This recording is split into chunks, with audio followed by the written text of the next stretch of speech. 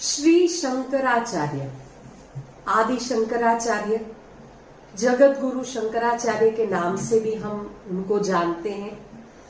शंकराचार्य का जन्म नंबोदरी परिवार में, नंबोदरी ब्राह्मण परिवार में, केरला के पूर्णा नदी के तट पर कालाडी गांव में हुआ था।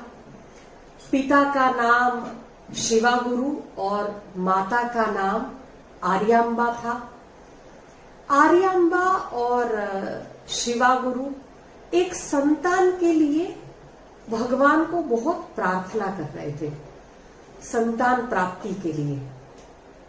एक दिन सपने में आर्यांबा को शिवजी आते हैं और शिवजी आर्यांबा को कहते हैं कि मैं खुद तुम्हारे संतान के रूप में जन्म लेने वाला हूं। ये सपना आया, दोनों बहुत खुश हुए।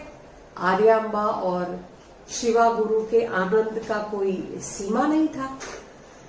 उनके घर संतान आया, बालक पैदा हुआ, उसका नाम भी उन्होंने शंकरा ही रखा।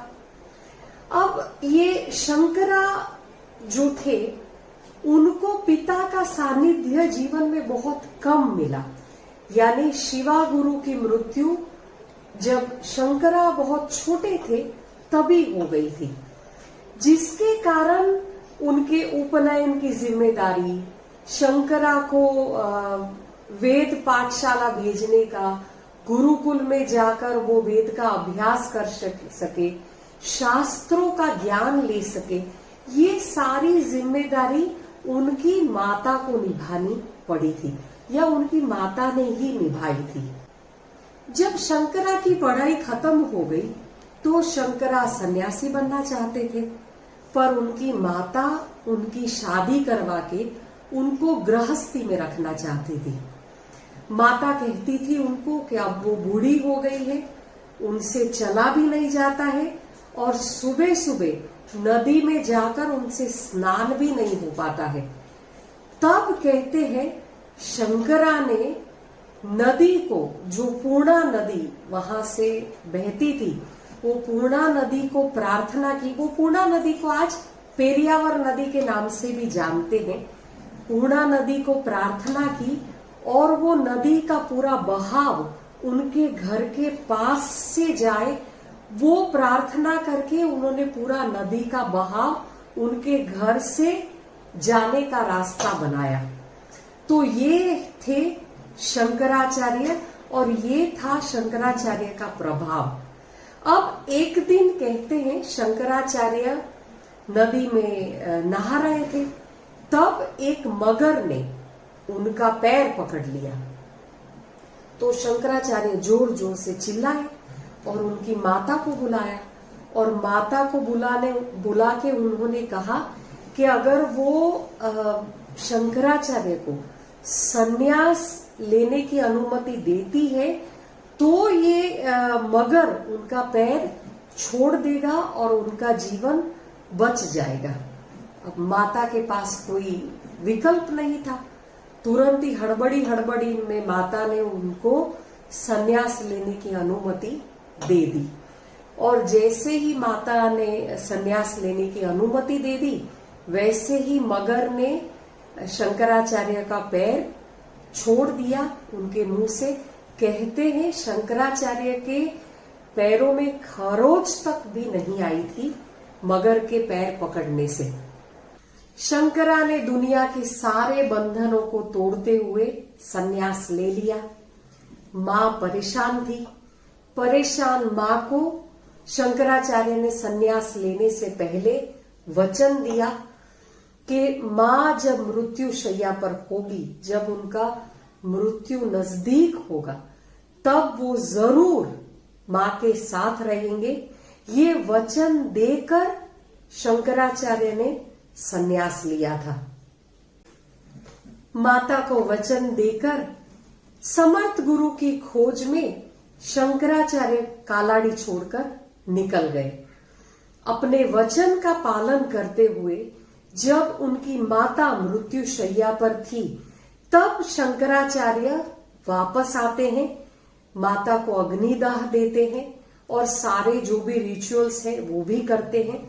कहते हैं ये जो उनका स्टेप था माता के प्रति वापस जाने का, इसका सब ब्राह्मण समाज ने तब बहुत विरोध किया था कि एक सन्यासी को माता के प्रति इतना लगाव भी शोभा नहीं देता है। तब कहते हैं शंकराचार्य ने उनका वचन रखने के लिए, जो वचन उन्होंने सन्यास लेने से पहले अपनी माता को दिया था, वो वचन रखने के लिए वो कालाड़ी वापस जाते हैं। माता जब मृत्युशैया पर रहती है तब। उसके बाद तो उनको अग्निदाह देने का भी विधान नहीं है सन्यासी को, पर जैसे उनका वचन उनकी माता के लिए सन्यास लेने से पहले का था, तो कहते हैं कि शंकराचार्य ने अपने घर के सामने माता को अग्निदाह दिया।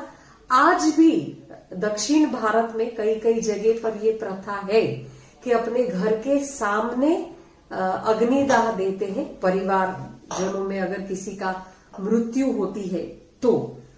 अब माता के प्रति जो शंकराचार्य का लगाव था, जो प्रेम था, वो उस समय जब माता का देहांत होता है और आसपास इतना विरोध वो देख रहे होते हैं, तब शंकराचार्य ने ये मातृ पंचकम लिखा था।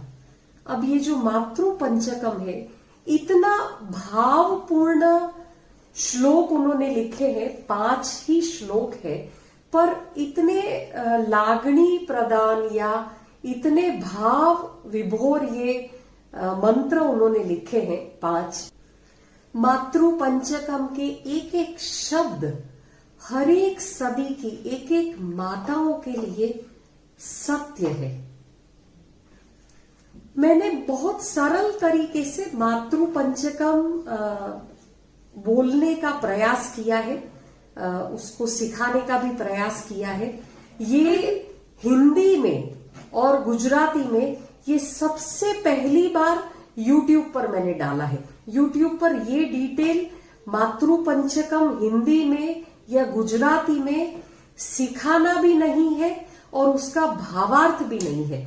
आप भावार्थ भी जरूर सुनिएगा। एक एक शब्द बहुत ही कीमती है जो शंकराचार्य द्वारा लिखा हुआ है। तो आप जरूर मेरी YouTube की दूसरी वीडियो में आप मातृ पंचकम सीखिए और उसका भावार्थ भी जरूर सुनिए। ये हमारे हर एक व्यक्ति की माता के लिए, हर एक व्यक्ति की अम्मा कहे, माता कहे, माँ कहे, मम्मी कहे, बा कहे, उसके लिए अपनी दिल से कृतज्ञता है।